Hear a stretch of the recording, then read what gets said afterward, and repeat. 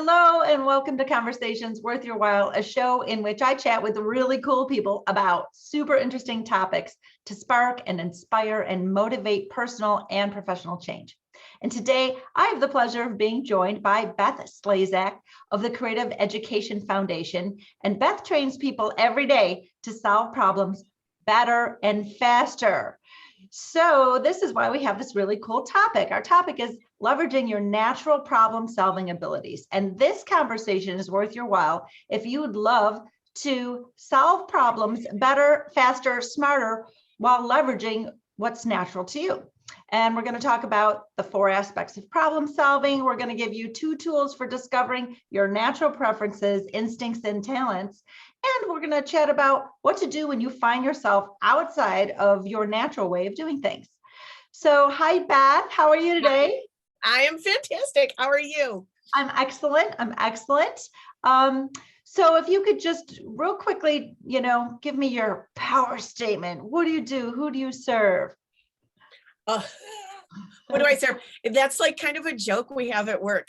We are helpful to people who have problems. So if you don't have problems, I don't have anything for you. Also, I'd like to talk to you about that because I'm interested in how you don't have problems. I know, that's fascinating.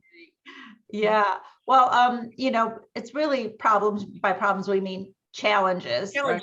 And we all have challenges in all different aspects of our lives. We have our own personal challenges. We have the things we know when we can't get out of our own way.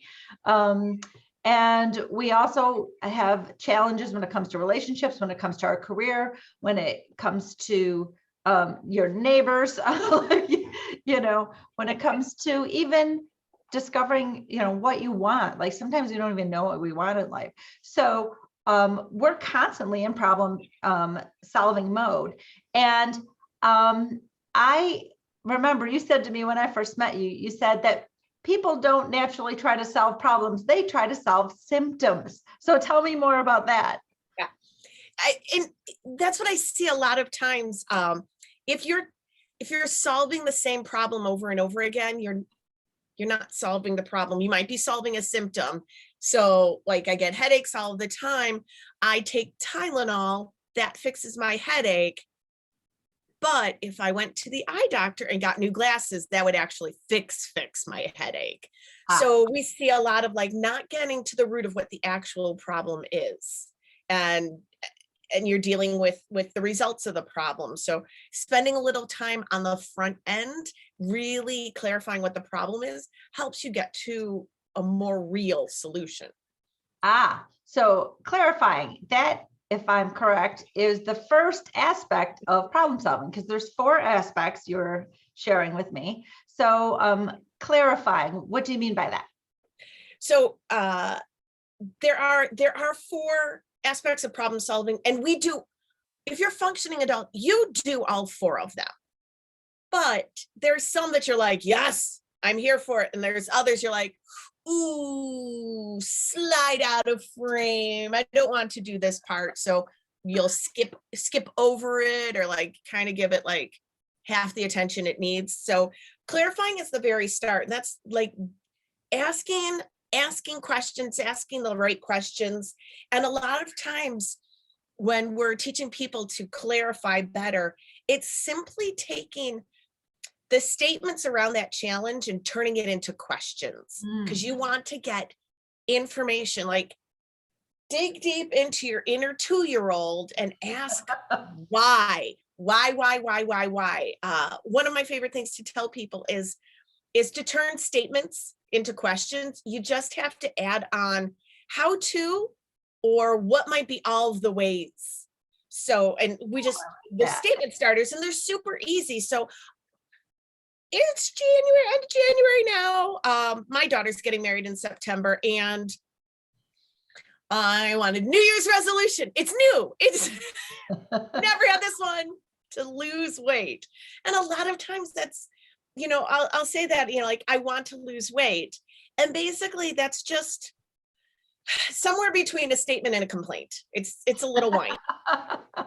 But if I turn it into what might be all of the ways I could lose weight, or what might be all the ways I could eat healthier, or what might be all of the ways I could get more exercise, that puts me in a position of forward momentum, because those kinds of questions lead to answers rather than just a statement that's like, yep, that's that. You But know, if I trigger that, like, what might be all the ways I could get more exercise? Well, then now I bet right away you've got like 4 different ideas that you can share with me right now. right. Oh, I love that. You know, what might be all the ways, because what it does is it starts giving you options that then you can weigh against what feels right to you. So what are all the ways I could lose weight? I could run a marathon. Not doing that, but I could run a marathon. That would probably, all the training for it would probably, you know, get me my result, right? Yeah, interesting. Okay, fascinating. What do you do after you clarify? After you clarify, then you need to come up with ideas. And when I say that, people are like, oh, I'll list 3 ideas. I mean, bless you, that is not enough. I was just listening to originals because I am an Audible addict. It's fine. It's not a problem because it doesn't hurt anybody else. And I was very happy because it was like nailing home things that I say all the time.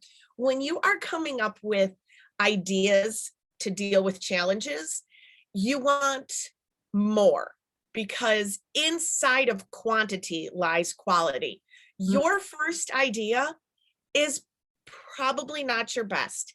And if you think about it, that first person you dated is probably not the life partner you want to have. Like, you know, you gotta check some options out. So ideas, the first third we think of are things that we've already thought of before.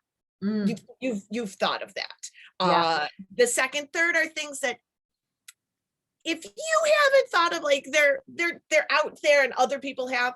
And then you get to that last third, like that's when you're really kind of desperation mode and innovation are very close together.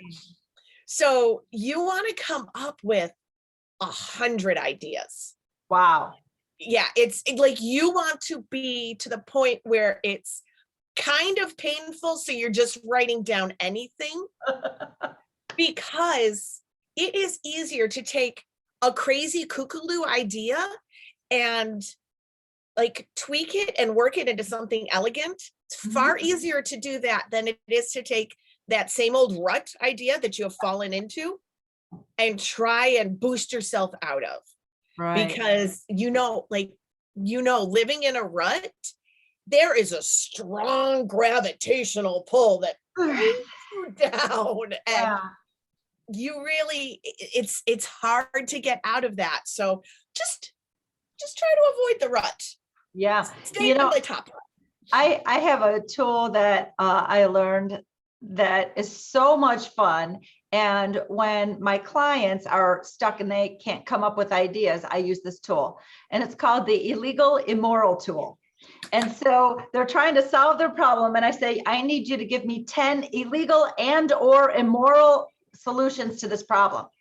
You know, so they're coming up with like, say they need more money, prostitution, I could sell drugs, I could rob a bank, I could borrow money and never pay it back, you know, like coming up with all these things. And what it's doing is it's really loosening their thinking, because they're not allowed to think inside the box at all. It's totally outside.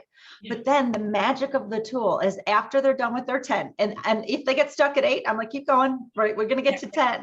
When they have the 10 illegal, immoral ideas, then one by one, I go back through and help them to find the legal/moral counterpart of that idea.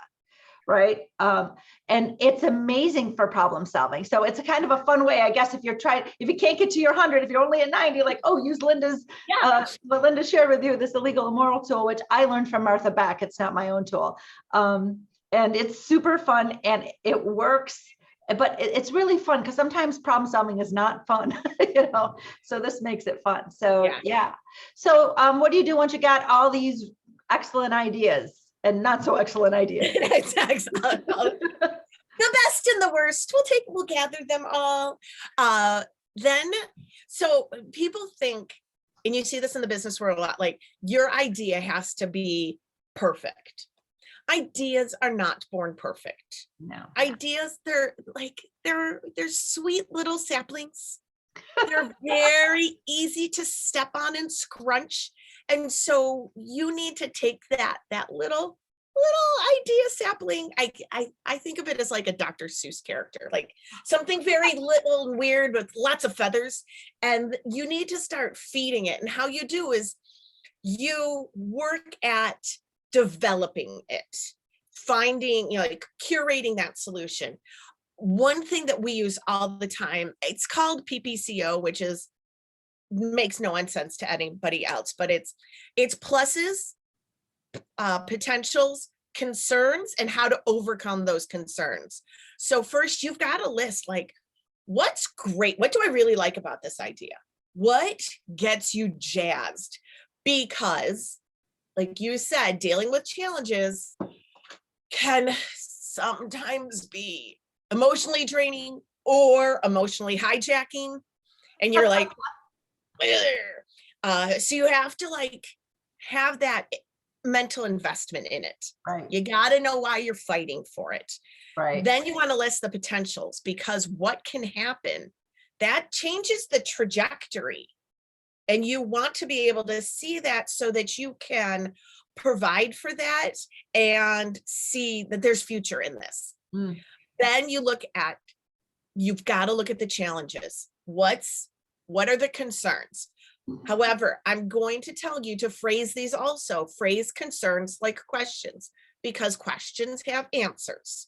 And you don't want to go back to that like whining, complaining thing. So right. Instead of this is expensive, it's what might be all the ways we can make this budget neutral, or how to afford this? What might be all of the ways that I can adjust my budget for this? Like, just because those lead to answers. Right. And once you've got your concerns phrased as questions, then you work on overcoming those concerns. And then you've got a nice idea.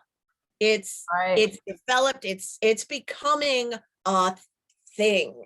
Beautiful. And after you clarify, after you ideate, after you develop, then you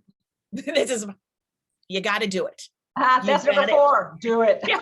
4, do it. Implement your plan. Like figure out what are all of the steps. Break it down into steps. You can't, how to eat an elephant one bite at a time. Mm-hmm. Break your plan down into steps. Then order those in time. Mm-hmm. The biggest tip, hack, I don't know, is the first one should be something you can do in 24 hours. Yeah. You got it. The hardest part about running a marathon is putting your sneakers on. So you got to but you're out what your sneakers are, put your sneakers on. Right. And then who's going to do it? Because sometimes it's got to be your challenge, but sometimes you can't do all of the steps. So you might need to get some assisters, people buy in, and then assign a loving nag accountability partner. Like, right. All right. So you know what? It's, hey, Linda, I'm going to do this. Will you set a date in a month to call me and ask me if I've done it? Yeah. And then that's how you get stuff done. And that's the whole process. That's really true. Accountability, like it's really easy to just, if we're like, I'm my own boss, right? So it's very easy for me to go, hey, can I have the day off? Okay, sure. You're a really good employee. Have the day off, right? We're not very accountable to ourselves. Some people are. My significant other, if he says he's going to do it, it's happening. No, I mean, seriously, hell or high water. High water. He was up to his thighs in a swamp the other day to finish the Western New York hiking challenge because he's like, I'm going to finish it. I'm like, I'm not going out in that. He said, I'm going to finish it. So that's really hell or high water. He was in the high water, but that's not me, and that's not most people. But on the other hand, if I say I'm going to do something and promise it to someone else versus promising it to myself, it's going to get done.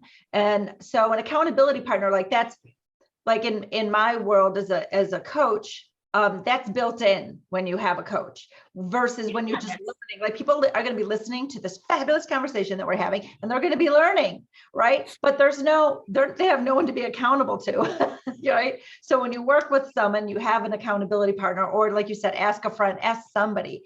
That is a much better way to move towards success. So yeah. So awesome. All right, let's move on because we promised people two more things. Well, first is like, what if they don't know what's natural to them? And so, I remember getting confused with what's natural versus my skill set, because the skill set is learned. It's not natural, right? And when I started to really become more introspective and exercise that emotional intelligence and say, okay, I gotta think about me, learn about me, how am I approaching things? Who am I, right? So that is really the beginning of your very best life, is really discovering who you are and what you want. And one of the paths to that is by asking yourself what's natural, right? And sometimes it's hard to discover. So there's a couple tools. I'll talk about one, and you can mention one as well, that people can use to say, okay, well, what is natural to me? Because do not be confused. It is not your learned skill set. It is not the knowledge that you've amassed. It's something that's natural. So what kind of tools would you say? So the big one that we use all the time is foresight, and it's FOURSIGHT. You can go on foresight.com and take the assessment yourself. I think it's like maybe $30, and it looks at which of those four preferences you are strong in. We do all of them. If you're functioning, you do all of them. And one way I like to talk to demonstrate it is, I'm going to ask you to do something. It's easy. And anybody listening, definitely do this. Grasp your hands in front of you. Okay. Look down. You don't have to say it out loud. It doesn't, because it doesn't matter, but just notice which thumb is on top. Okay. So right or left. Take your hands apart, shake them out. Now reclasp them with the other hand, with the other thumb on top. Yeah, that feels weird. It feels weird. That's how you know when you're working out of preference. It feels weird, but you did it. Right. You can do it. It just, sometimes your reaction is, it gives me chills. So, it's kind of easy to figure out in general. Also, it's easy to figure out like family members or coworkers, because clarifiers, they ask all the questions, all of the questions. Previous life, I was a middle school teacher, and you could tell the clarifier students when I would say, take out a piece of paper and put your name on it. Teachers right now are saying that. That is a universal thing.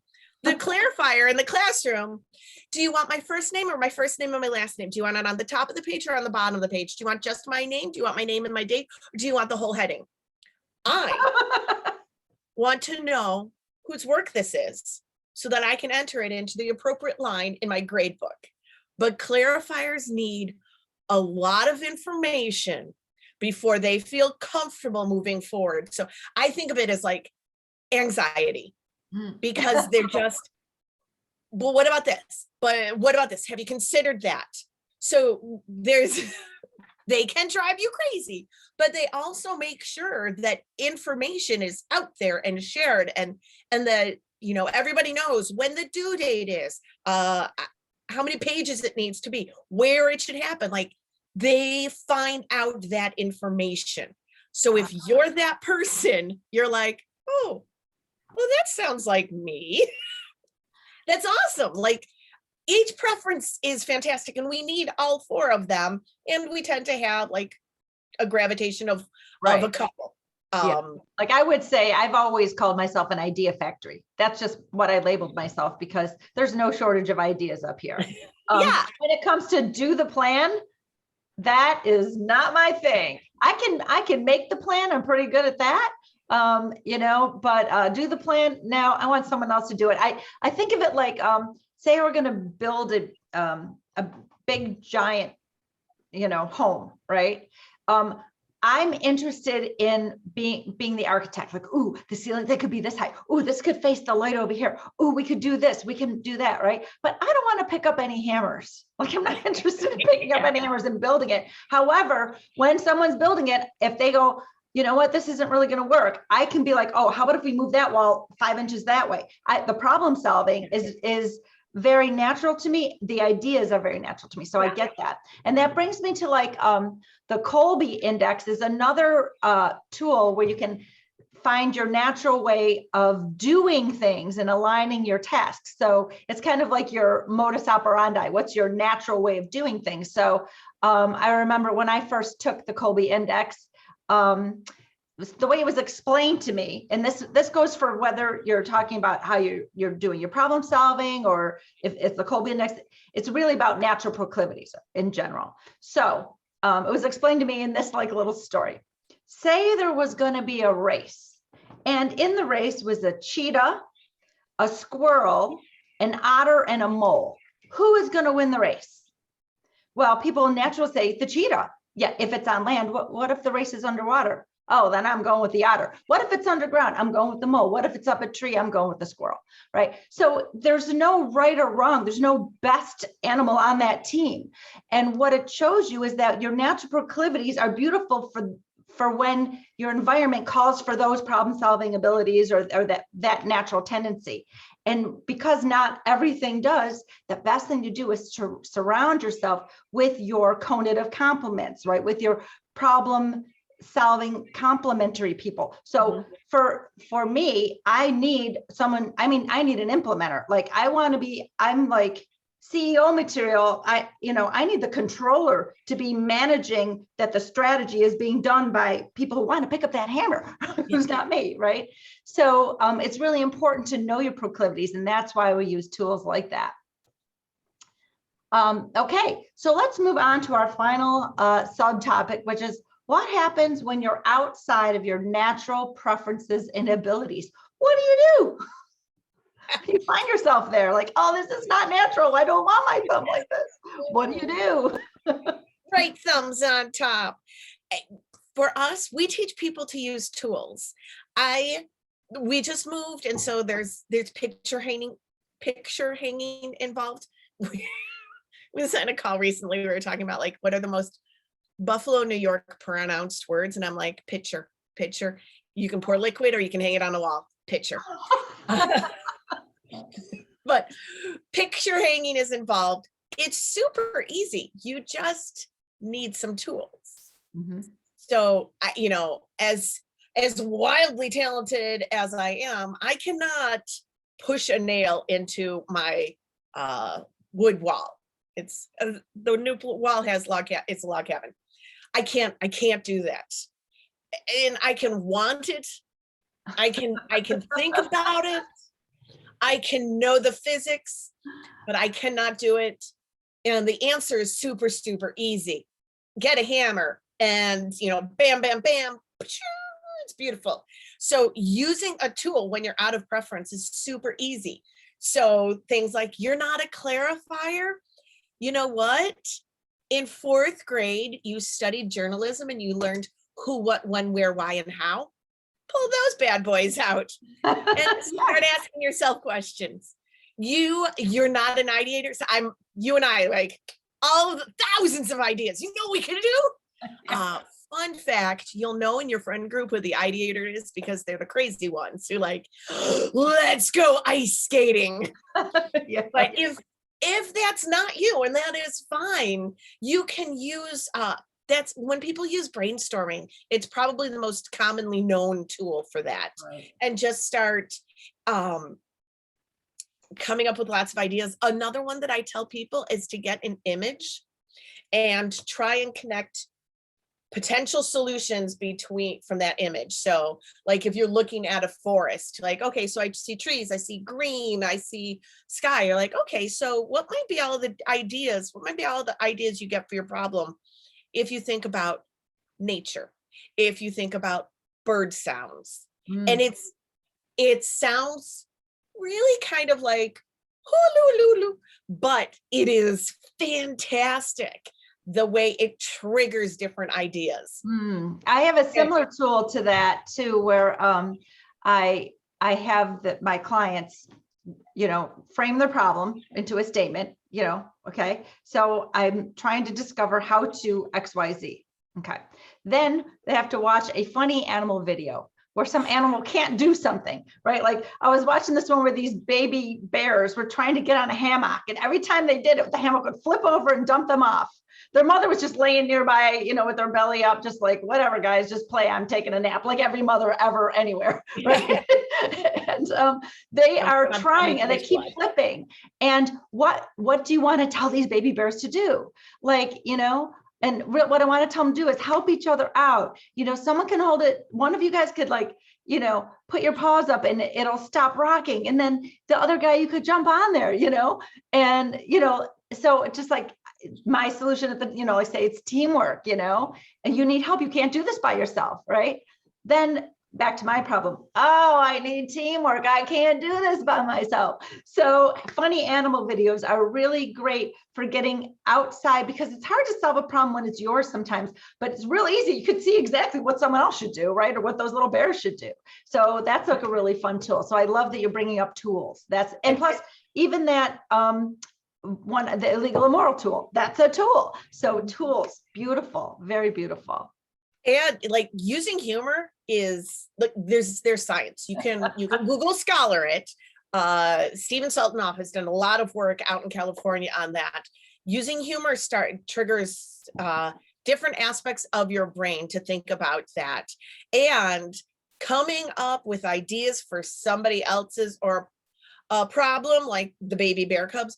It helps you trigger more ideas for your challenge. Yeah. Those are all that's all scientists. It deals with cognitive bias and stuff. It's fantastic ways to trigger better and more ideas. Mm-hmm. Yes. Yeah.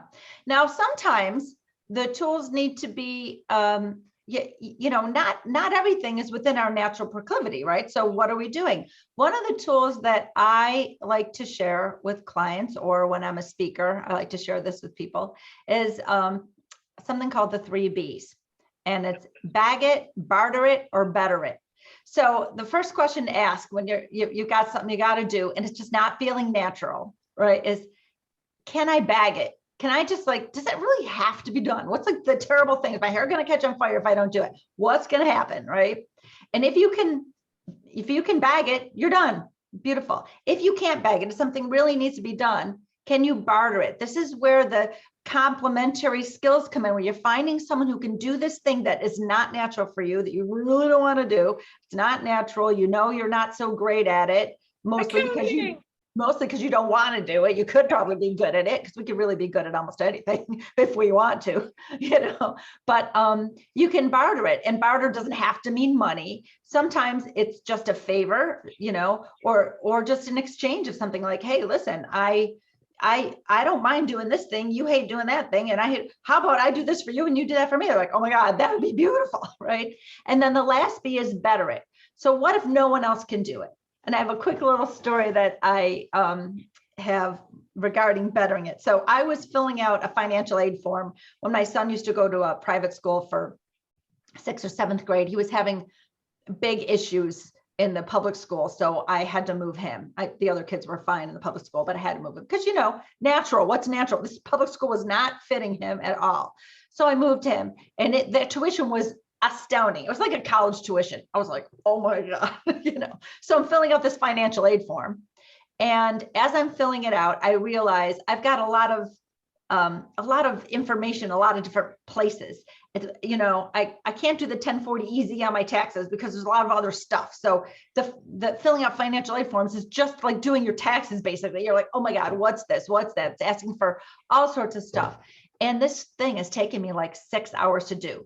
During the 6 hours, I'm doing it on a Saturday. Of course, the son I'm doing it on behalf of is a pain in the butt that day, arguing with his siblings. And I'm like, oh my God, blah, blah, blah, blah, blah. And I'm angry with him, short with him, because in my mind, I'm doing this for him, but I'm really doing it for me. So I can, but I'm also doing it for him. You know what I mean?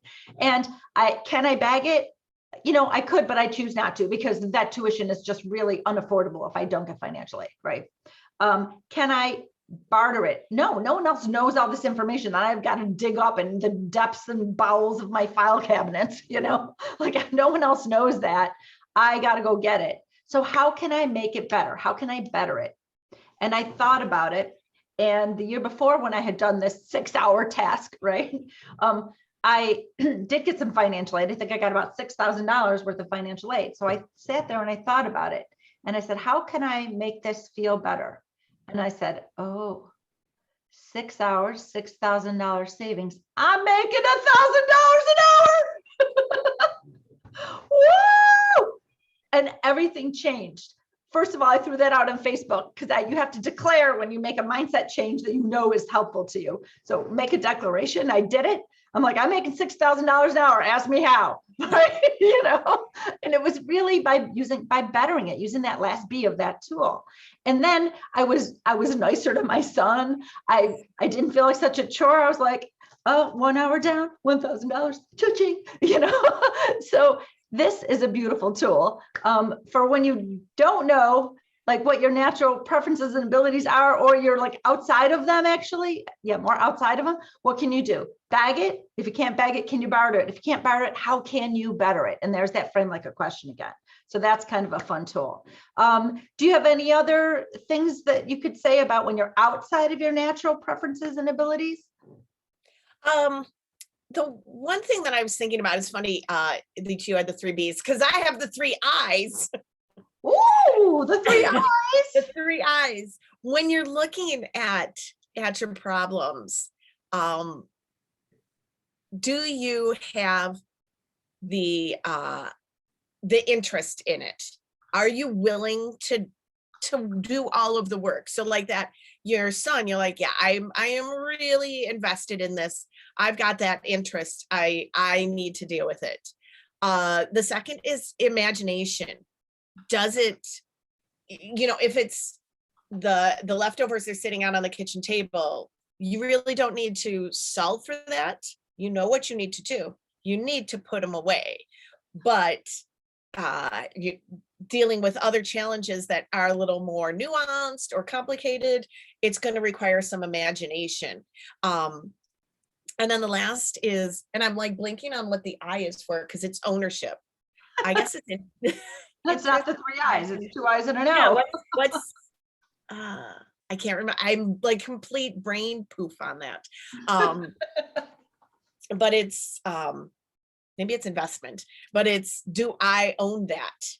Is it my challenge, or am I trying to solve somebody else's problem? And you can work to maybe take over ownership of it. But if it's, like my kids are driving me nuts or my husband's driving me nuts, the only thing that you can change there is you. Yes. You influence. Influence. Influence. I remembered it. Oh, good. Yeah, nice. Yeah. Wow.